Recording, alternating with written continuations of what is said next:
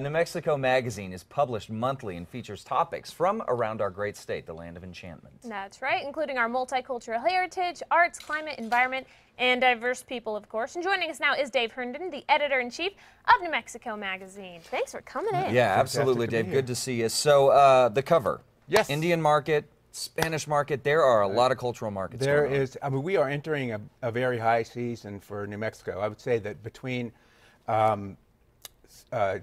August and September, it's explosive. There's so many so things. much to do. And we're starting it off this weekend with, Spanish market is going to be rolling into Santa Fe. In the middle of August, we're going to be Indian market. These are landmark, events. But there's also other things going on around the state. There's a great music festival coming up in September in Taos. There's a clay festival in Silver City. Carrizozo, which is like developing as a little art colony. Yeah, it seems like going to it. have a big show and an affair in the middle of August too. And I'm scratching the surface now with the stuff that we're actually doing features on in this issue, but there's tons to do. Now, in there we can find a portrait of the Romero family. Exactly. Tell us about that. So the Romero family, their roots are in Cocha de Pueblo. They have an artistic tradition in their family where we're spotlighting 2 generations of the Romeros. The received wisdom is that native artists make their money. Basically, their biggest sales opportunity of the year is Indian market.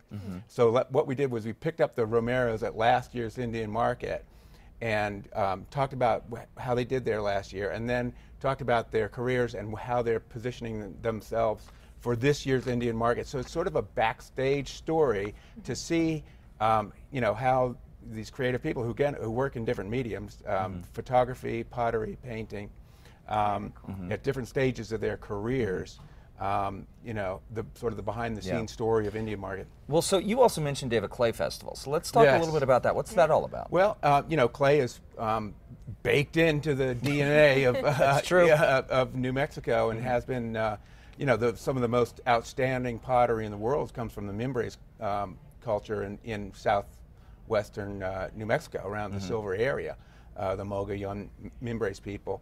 And there's still, a very strong contemporary culture of working with clay, doing pottery, doing sculpture, etc.